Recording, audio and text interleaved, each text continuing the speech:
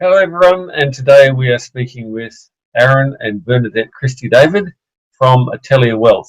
Hi guys, how are you? Hey, how you doing? Hey, we're good. How are you? Great, thanks. Could you tell us a bit about your business?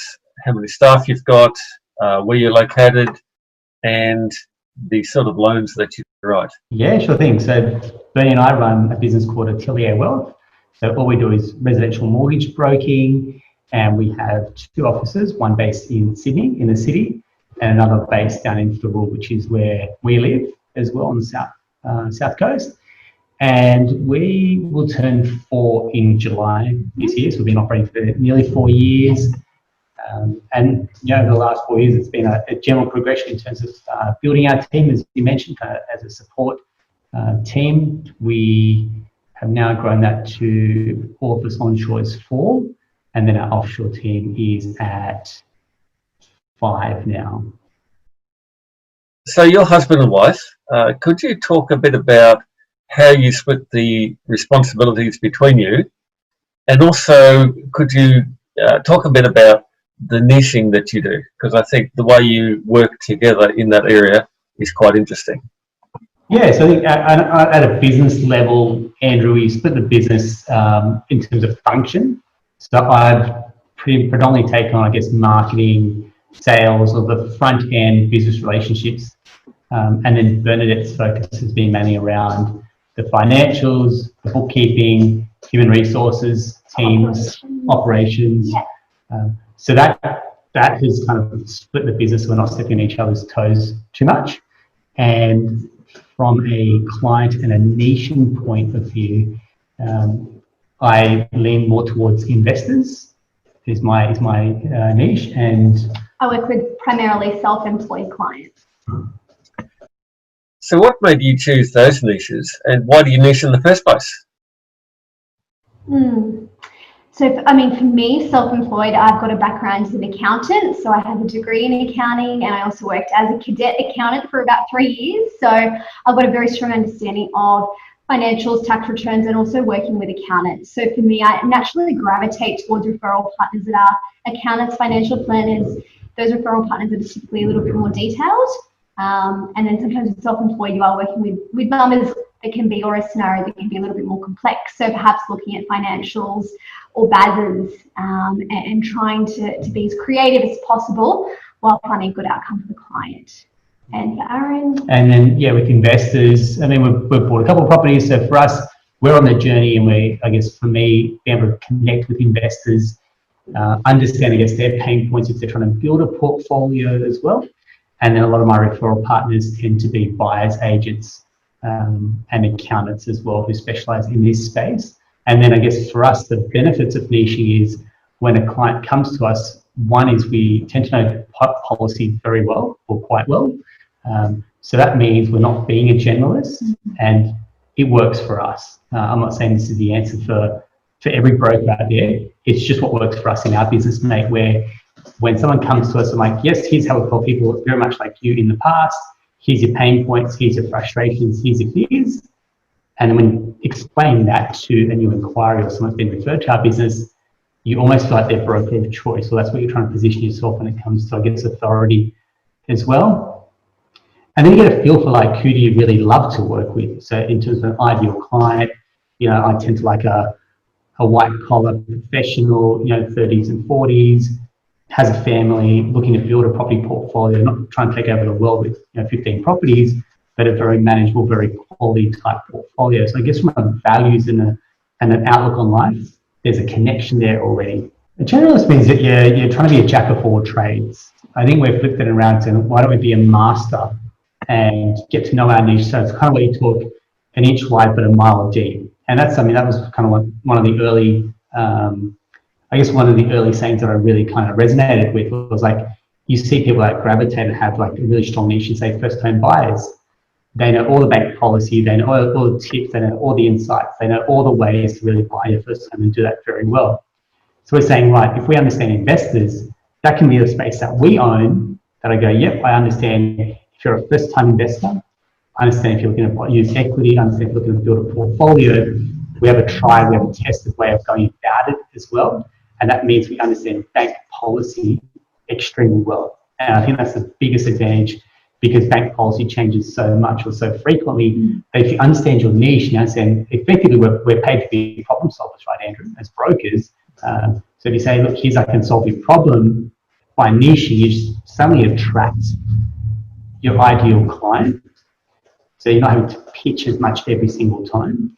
And the other part is the client experience gets a lot easier, because you generally know what happens when, what are the issues, what are the challenges, and ongoing post-settlement support. Again, it becomes easier because as an investor, we want to do annual reviews, we want to try and revalue, we want to try and pull equity out.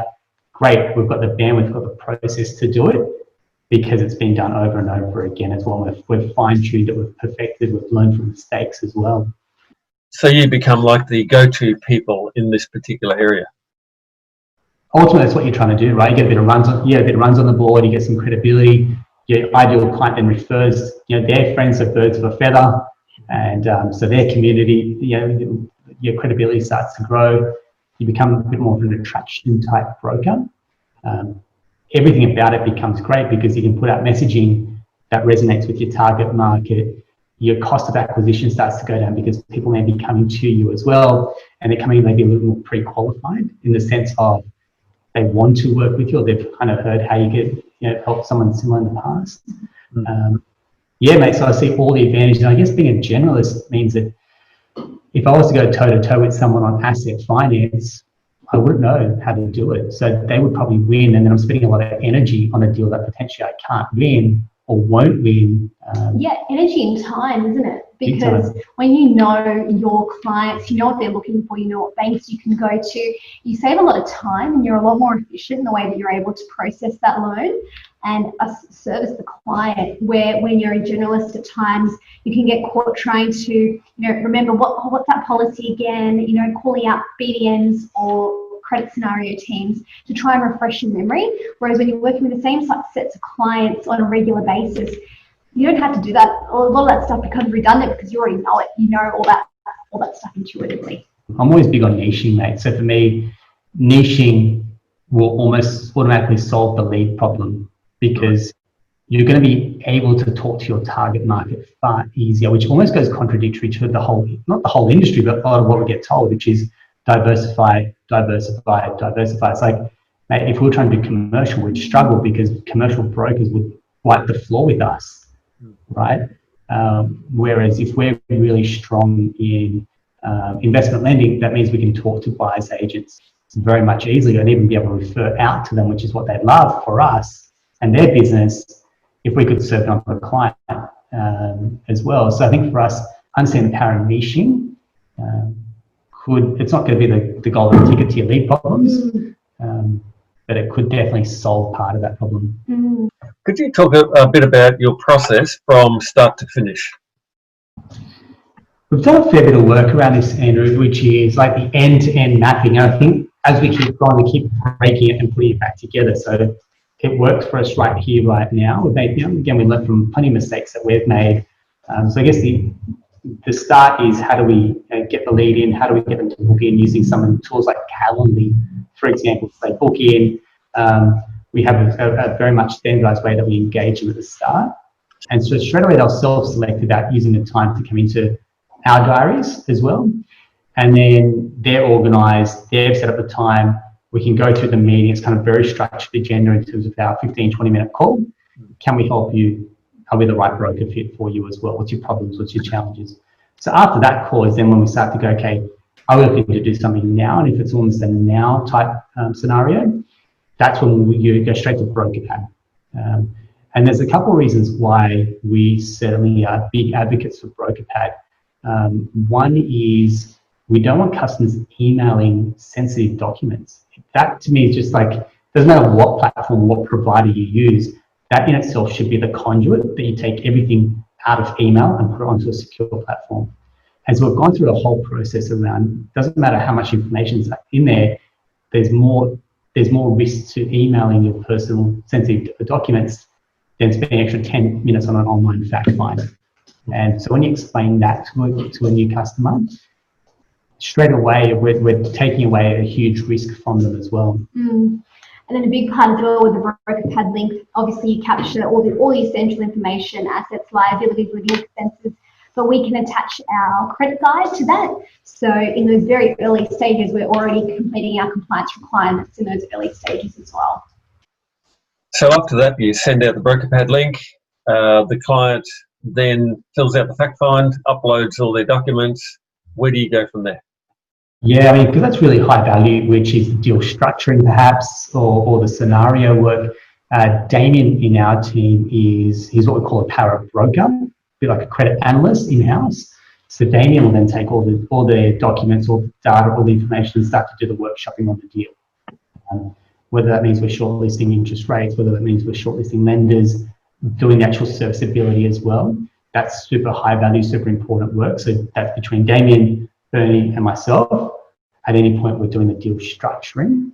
And at that point, then it's the presentation side. So once we've got options, present our clients with options, and then we're talking about next steps if that entails an application, or if that's just waiting to see if they find a property, for example. But at least we've got to the point where we've got documents, we've vetted it, because I think in the past it relied on people saying, here's how much I earned, but then we missed credit cards, we missed leases, we missed salary sacrifices, undisclosed debts or living expenses, whatever it was that seemed to catch us out when we went to application stage, and now we're back to square one. And I was like, well, hang on, why don't we ask this up front, and then we can accurately give you options. Again, when you explain to a new client that we're trying to do this to help you, not to be difficult with, because I mean, one of our big values is be easy to do business with, but it's almost like a catch-22, because if you try to be too easy, you're not asking for enough information.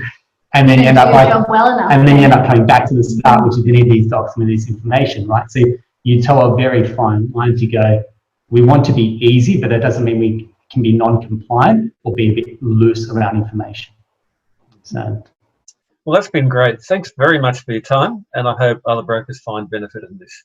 So, and we love it. We love to see what you guys are doing, because we're learning. We're always on the journey to learn. Like, we saw what Amy Small has done. We see what you guys do from like best practice sharing. So anyway, that we can kind of pay it forward and help others get better at their businesses in any way that we can, because we're always learning ourselves, mate.